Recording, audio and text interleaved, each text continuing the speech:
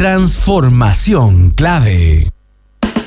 Porque estamos presenciando cambios epocales con grandes transformaciones como la digital, la del emprendimiento y la sostenible.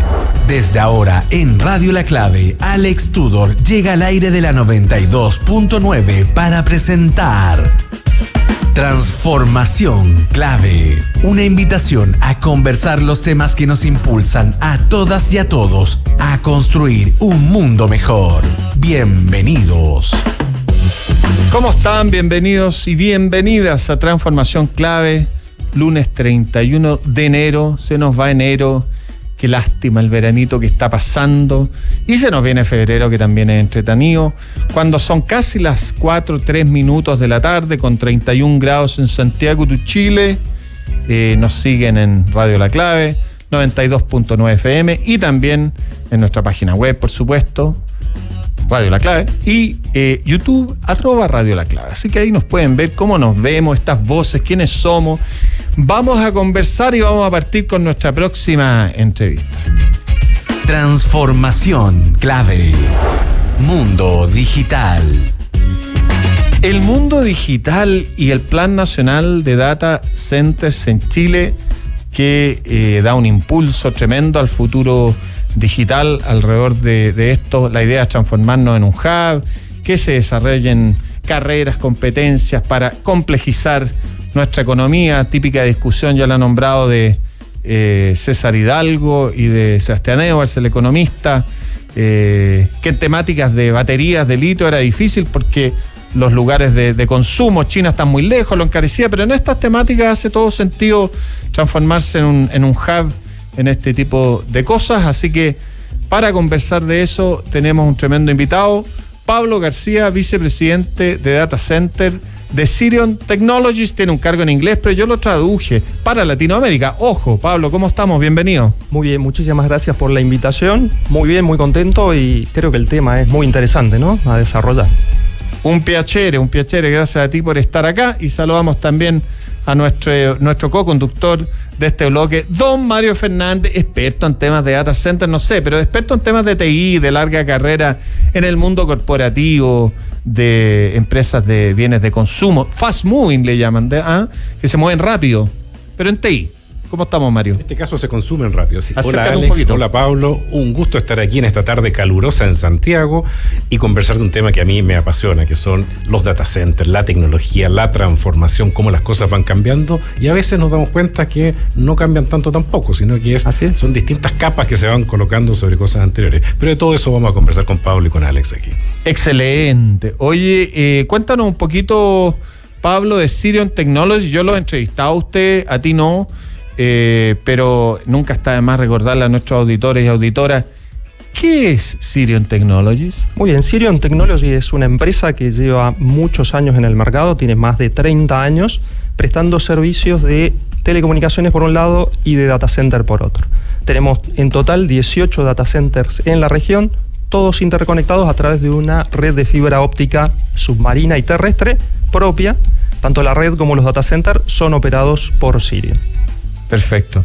Oye, y cuéntate, yo antes de entrar al programa te preguntaba, Pablo, para entender cómo funciona la cadena de valor, si le podemos llamar, o la cadena, en los actores en esta industria de los data centers, porque claro, habrán especialistas en el mundo en construir, y vamos a hacer siempre analogía para que sea más fácil, como hay constructoras especialistas, hay el mandante que manda a construir, que puede ser el inversionista o no, pero asimilémoslo a la inmobiliaria. Y también, como en el negocio turístico, yo estuve en el negocio turístico, alguien construyó un hotel y había un inversionista que era el dueño del activo, pero también puede que el dueño del activo tomara la marca de una cadena internacional, en este caso a lo mismo si ocurre o no, pero que había un operador de ese activo, de ese hotel. Cuéntanos un poquito cómo es la estructura en este caso. Bueno, en el caso de Sirion Technology, nosotros tenemos nuestro inversor que se llama Stonepeak. Él es el inversor, este grupo es el inversor de todas los data centers o las construcciones de fibra que hacemos. ¿Y ese es un inversionista de dónde? Un inversionista de Estados Unidos. Ya. Y luego Sirion Technology lo que hace es operar los data centers de los cuales somos propietarios. no nos dedicamos a la construcción de data centers, sí a la operación, pero obviamente estamos supervisando completamente la construcción. Hoy estamos construyendo un data center en Quilicura y nosotros somos responsables de justamente la gestión y el monitoreo de esa construcción para que se construya en base a los estándares que se han definido. Perfecto. Y tú me comentabas que muchas veces hay actores que pueden ser los que, no los que construyen, pero sí los dueños que a su vez le arriendan a otros. ¿Cómo es esa figura? Claro, normalmente un data center no es para consumo propio de la empresa que lo opera, sino que en definitiva es un negocio y muchos de los espacios son utilizados por otras empresas, no importa cuál sea, porque la mayoría tiene servicios de data center. Entonces, cuando uno construye un data center es justamente para que estas empresas puedan instalarse allí y puedan prestar sus servicios. La mayoría funciona de esa forma.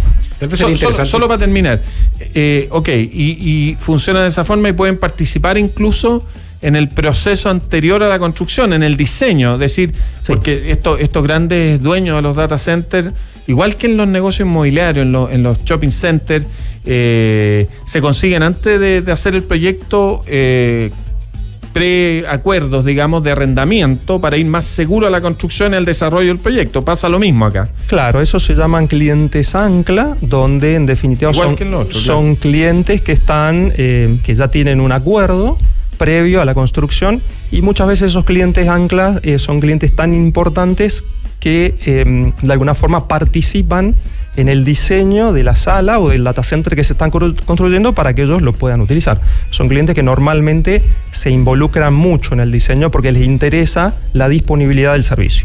Y después hay otros clientes que sí construyen sus data centers para sí mismos, ¿sí? Hay casos de data center aquí en Chile, por ejemplo, podemos nombrar el de Google, que construyó el data center para uso propio.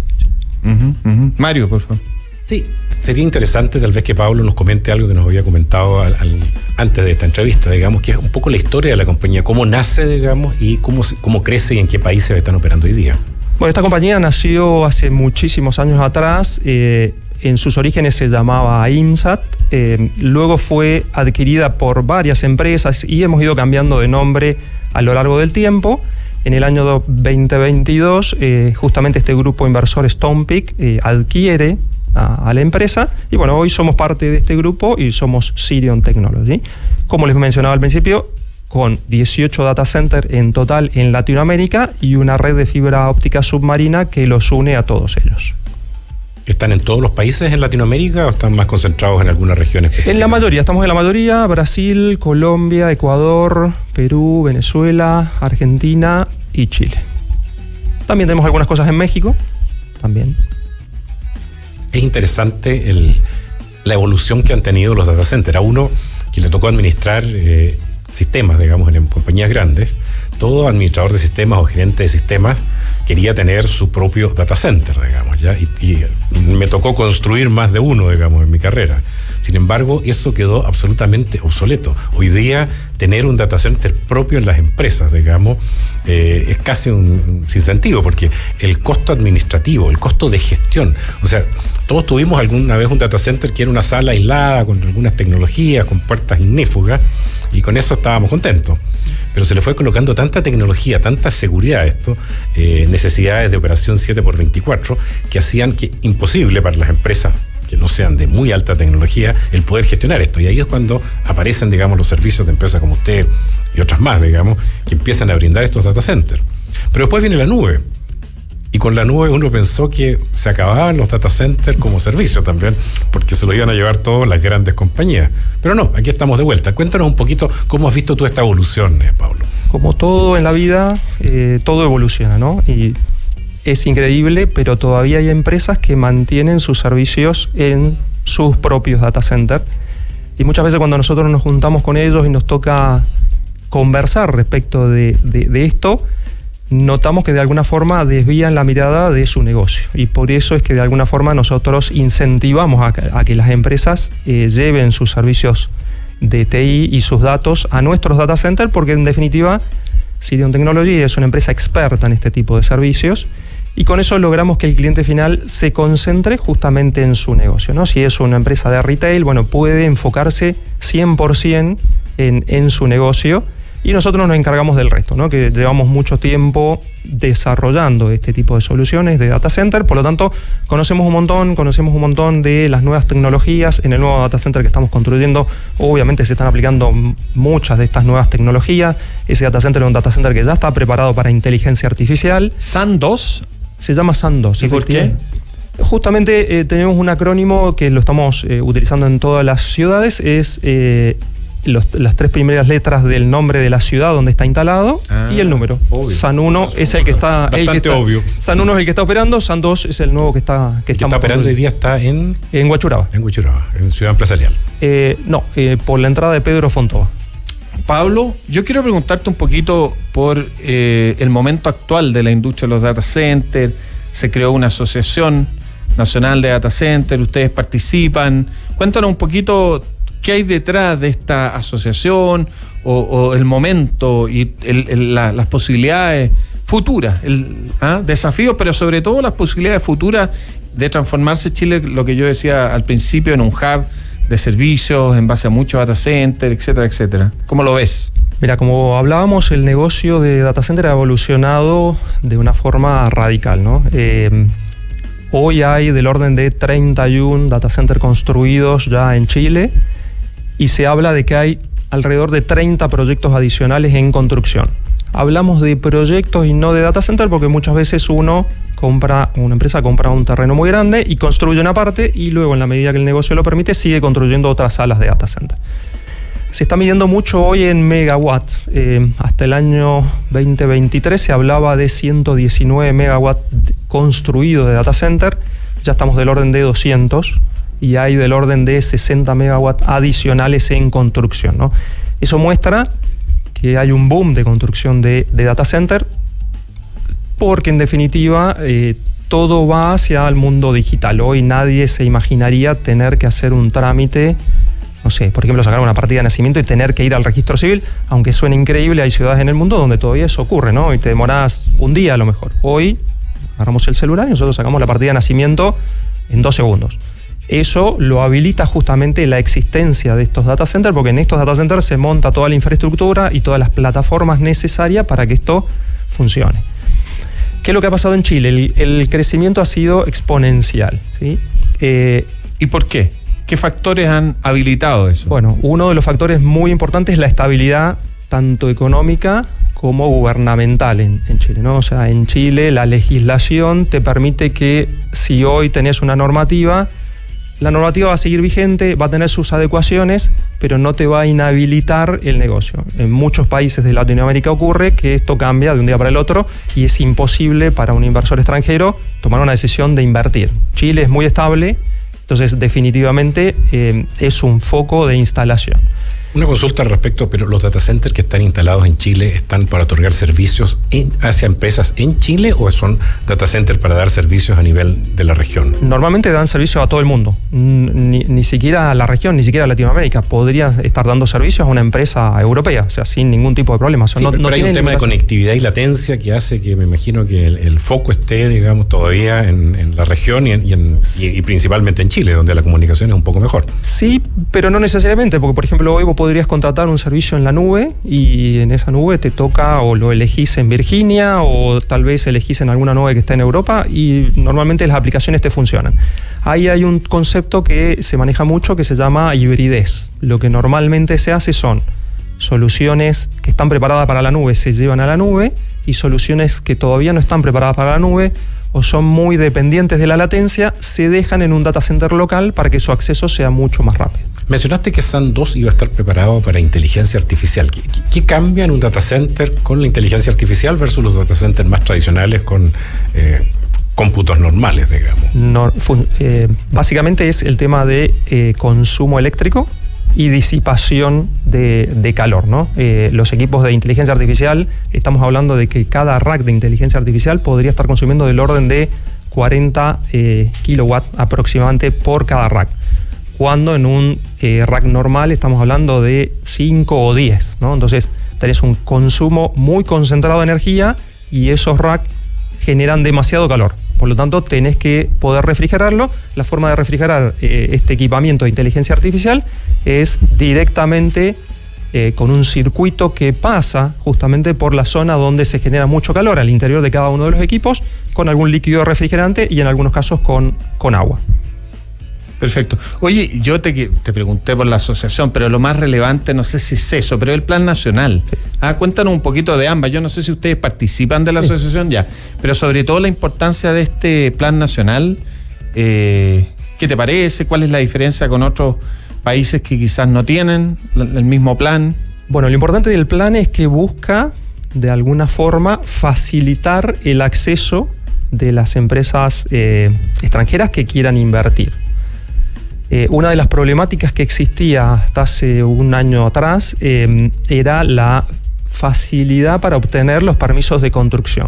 Te podía tomar del orden de un año aproximadamente, ¿no? Entonces imagínense una empresa extranjera que esté pensando en invertir 100, 200 millones de dólares, que tengas un año esperando una decisión es muchísimo, ¿no? Entonces, de alguna forma lo que este plan busca es justamente facilitar el acceso, y no significa que por facilitarlo vamos a romper alguna regla, no, justamente lo que todas las empresas buscan es cumplir las normativas de impacto ambiental, reducir la huella de carbono, pero al mismo tiempo que tengan la posibilidad de hacer una construcción rápida, porque en definitiva termina siendo un negocio, ¿no? O sea, todas las empresas de data center buscan construir sus data centers para prestar servicio, pero también para poder facturar ese servicio, ¿no? Entonces el plan busca eso, busca de alguna forma regular, y que no se entienda regular como que el Estado se va a intervenir, no, busca regular, planificar, facilitar.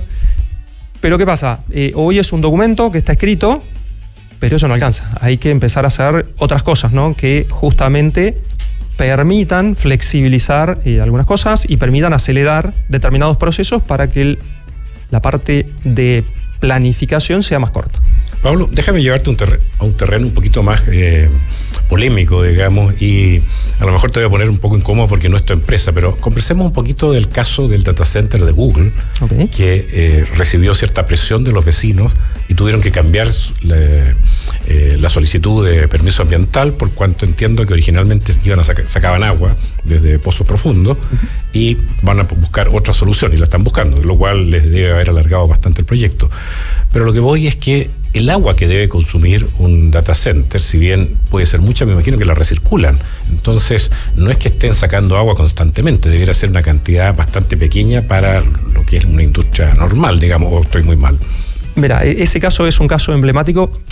Ese caso particular tiene una particularidad, valga la redundancia, y es que utilizaban torres de enfriamiento. Cuando vos utilizas torres de enfriamiento, utilizas un montón de agua, porque justamente eso se vuelca esa gran cantidad de agua sobre unas serpentinas que se enfrían, pero eso produce evaporación.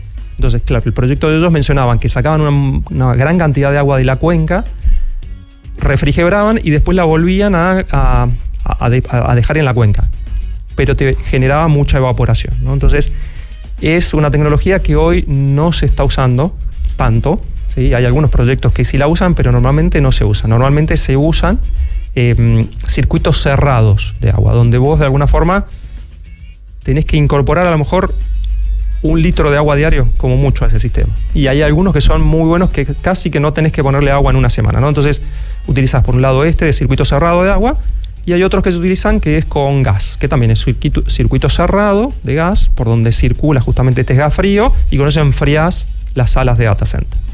Claro, porque sistemas de enfriamiento cerrados han existido siempre, digamos, y bueno, me imagino que el otro debe haber sido más económico, por eso eligieron esa otra. Es más económico y además te permite refrigerar mayor cantidad de calor, ¿no? Entonces es mucho más económico, pero al mismo tiempo podés refrigerar mucho más. Por eso es bueno en ese sentido, pero no es bueno con el medio ambiente. Ahora, la complejidad de llevar agua a un data center es un tema que probablemente la gente no se imagina, pero es no menor, digamos. Uno lo que menos quiere tener en una sala de cómputo es una gotera, una gota de agua o algo parecido. O sea, siempre las cañerías debieran pasar por otro lado. Entonces, esta obligación hoy día de enfriar con agua, con líquidos, digamos, hace que las habilidades requeridas para gestionar un data center sean terriblemente más complejas que lo que se hacía en el pasado. ¿Por qué no nos cuentas un poquito de eso? ¿Cuál es el nivel de especialización que hay que tener para poder operar bien un data center? Bueno, de alguna forma la capacidad para operar el data center te la da primero el diseño que hayas hecho de ese data center, Y por otro lado, el equipo técnico y el equipo de especialistas que tenés que tener dentro del data center. Y lo que mencionabas vos, con respecto al agua, estas torres de enfriamiento que yo mencionaba están fuera de las salas de data center, ¿no? Y es muy interesante porque dentro de una sala de data center vos también tenés que mantener la humedad, ¿sí? La humedad es un tema muy importante dentro de un data center. Si tenés baja humedad, te va a generar corriente estática, lo cual cuando vos toques un equipo posiblemente lo quemes. Y si tenés mucha humedad, te va a producir condensación, es decir, vas a tener gotas de agua dentro de la sala, ¿no? Entonces, a las salas de data center normalmente ingresa agua para justamente este control de la humedad, pero queda en las unidades evaporadoras que normalmente están en extremos de la sala. Entonces, si tenés una rotura sobre un caño que va a este equipo evaporador, no pasa nada dentro de la sala donde tenés los equipos informáticos que son los susceptibles a tener algún problema con el agua.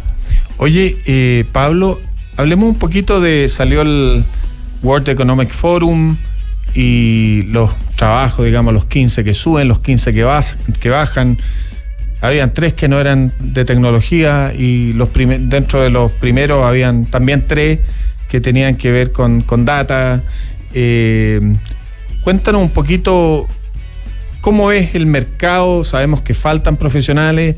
¿Qué les recomendarías tú a las personas jóvenes en términos de estudios, en qué especializarse? Sabemos que en Chile todo lo que tiene que ver con generación de energías renovables no convencionales, hidrógeno verde quizás, bueno, es una industria que vamos a ver cómo se desarrolla. No es tan segura por un tema de costo y otras razones, el litio de todas maneras, pero también la industria, digamos, de todo lo digital, muy potente este tema de los data centers, el plan nacional. Entonces, ¿cómo lo ves tú? Si tuvieras que recomendarle a nuestros jóvenes qué camino seguir. Pues lo primero que me gustaría marcar es que claramente en Chile, y no solo en Chile, sino que en muchos países de Latinoamérica hay un faltante de personal entrenado justamente para la operación y la gestión de los data centers. Y todo lo que está alrededor, ¿no? Muy bien mencionaste todo el tema de energía. Hay un montón de plantas fotovoltaicas que se están instalando y que hay que operarla y que son fundamentales para que el consumo de energía de los data centers provenga de fuentes renovables. Si me tendría que atrever a dar una recomendación, yo creo que es muy importante que se establezcan de alguna forma dentro de este Plan Nacional de Data Center también algún tipo de especialización para las personas que estén interesadas en trabajar en este tipo de negocio. Y hay de todo, ¿no? La parte electrónica, la parte civil, la parte electromecánica, la parte de tecnología, la parte de informática, de desarrollo. Hay muchísimas profesiones que son necesarias para justamente mantener en funcionamiento estos monstruos de data center, ¿no? Es muy complejo porque la persona tiene que tener todas esas habilidades, tiene que conocer mucho de electricidad, tiene que conocer mucho de computación, tiene que conocer mucho de infraestructura civil también, etcétera. Entonces, me imagino que no es tan fácil encontrar a esos profesionales. Además, estos data centers están clasificados según el nivel de seguridad que presentan. Digamos, ¿por qué nos comentas un poquito de eso? Porque entiendo que ahí lo llaman los tier 1, 2, 3, 4, digamos, y en Chile tenemos niveles bastante elevados en eso. Cuéntanos un poquito de eso para que nuestros auditores entiendan un poquito de ese tema. Bueno, normalmente los profesionales no deberían tener las capacidades de todo esto que mencionaste, sino que vas a tener grupos especialistas en cada una de estas funciones, ¿no? Normalmente lo que se arma son grupos de ingenieros especializados en cada una de esas funciones para que estén enfocados justamente en lo que más saben. Como vos mencionás, efectivamente a la mayoría de los data centers se los cataloga con distintas normativas. Hay 3 que son muy conocidas, una que es del Uptime Institute, una la TIA 942 y otra que es de ICREA, ¿sí? Cada una de ellas tiene sus distintas metodologías para certificar la construcción de los data centers y su funcionamiento, y efectivamente le ponen un número como Tier 1, 2, 3 y hasta 4. ¿Hasta cuánto puede certificar el porcentaje de funcionamiento en el año? O sea, y estamos hablando del 99,9998. Claro, es digamos, son cada milésimas de tiempo en el año que puede estar sin operar, digamos. Entonces, efectivamente. Eso es lo que determina la calidad de un buen data center, digamos. En la medida que subís de número de tier, tiene mayor porcentaje de que el data center esté activo, ¿no? O sea, como mencionaste, 99.9999, que a veces son minutos de indisponibilidad, Y esto te lo da justamente la tecnología que aplicás. En un Tier 4, por ejemplo, es un data center autosustentable. Esto significa que ante la falla de cualquier componente, el data center por sí solo, sin que una persona vaya a apretar un botón o nada, por sí solo tiene que resolver esa problemática. Y eso se logra poniendo redundancia de equipos por todos lados, poniendo equipamiento con inteligencia artificial para analizar comportamientos, para analizar qué está pasando, para predecir fallas y para, por ejemplo, solicitar al soporte antes de que la falla se produzca, donde cambias un componente antes de que empiece a fallar en forma definitiva. Oye, lamentablemente se nos fue el tiempo, me avisan acá. Rapidísimo.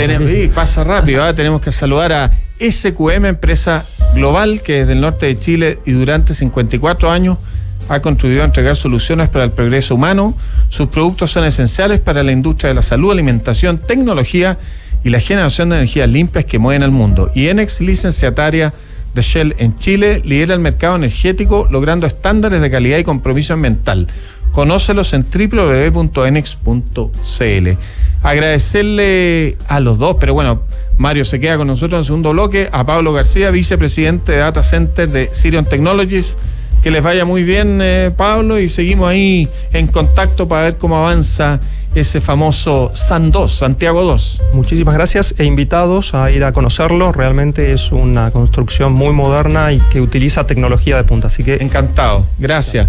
Nosotros vamos a una pausa, Mario, Pablo, y volvemos enseguida.